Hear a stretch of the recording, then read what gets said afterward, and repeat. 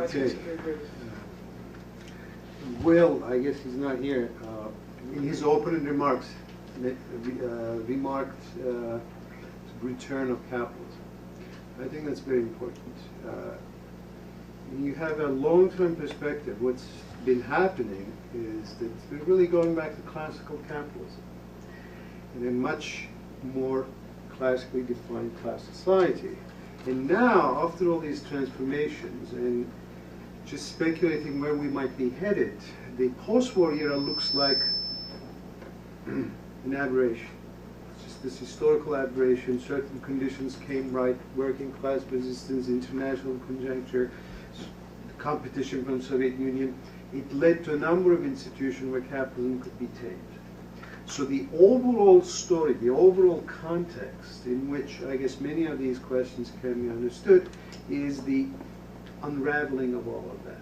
So this bubble-based consumption and so forth is all part and parcel of this institutional transformation. I mean, something that's not new. It's been happening.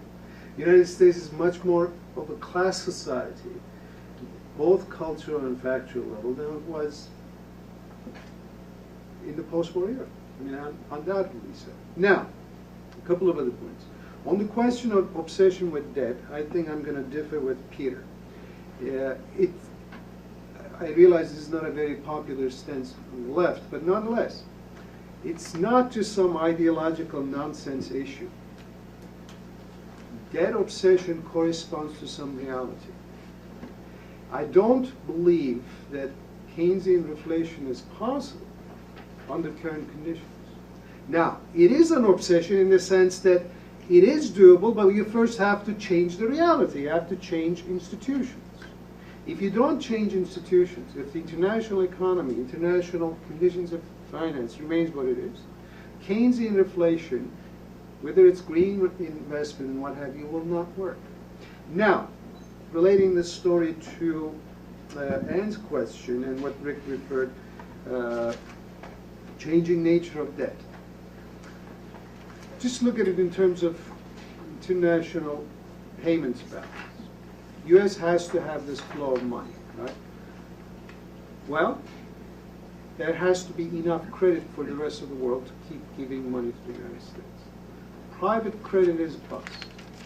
So what we're observing is that sovereign credit is now in the process of replacing private credit in the United States. Now, will that be a viable thing? The globalization of government paper in the United States and so forth? And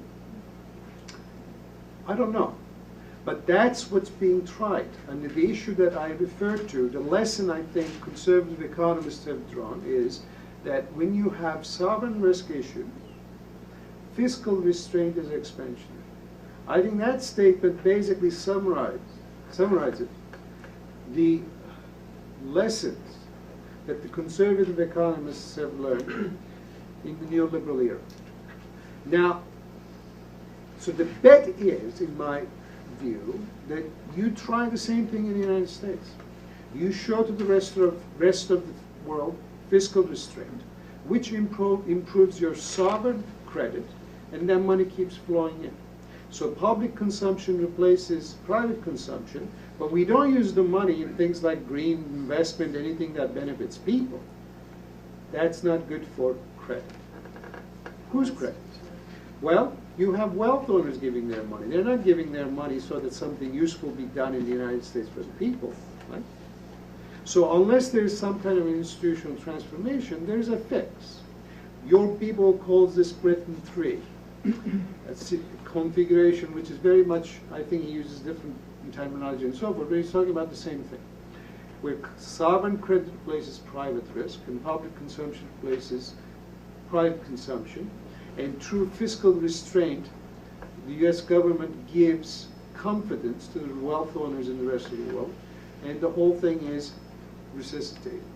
Is that going to work? Well, if it does, then we're moving towards 19th century classical capitalism in faster steps. Will that lead to some kind of a political reaction along the lines Rick Wolff hopes? Will be remain to be seen. If that happens, I think we're had it in terms of the mechanics of it, an inflationary outcome, collapse of the dollar, it would be very turbulent. But nonetheless, I think. Keynesian reflation is probably will not be, or going back to business as usual will not be very likely. Maybe one more. Just to answer a couple of questions that were directed at me. The multiplier, as far as I can see, the multiplier is very low, and maybe not much above 1 for government spending. And I think the reason for that is actually the other side of the coin of the debt issues that we've been talking about, and the fact that households probably are operating with some kind of a target for net worth income relation, and they're now way below that due to the crash of the asset prices, and therefore an awful lot of increases in income are going into either emergency or discretionary reduction in debt. So I think that's true. I wonder if we shouldn't have a statute, a political economic statute of limitations, Ruth, though. I mean, how far back can we go to the original sin, the original power? You know, Volume 1. And finally, I'd just like to say, that I tend to be a skill-biased technical change skeptic. You know, some people are global warming skeptics, and I'm a skill-biased technical change skeptic. It seems to me it's a rather indirect way of talking about something that, a phenomenon which has some easier ways to understand, which is that under the circumstances of globalization, there was the idea that it would be very important for American workers to work in very high value-added activities where you could afford high wages, where you could afford a high wage. And I don't think that necessarily worked out very well, but I think that's more what that pressure is than some kind of shift of an isotope. All right.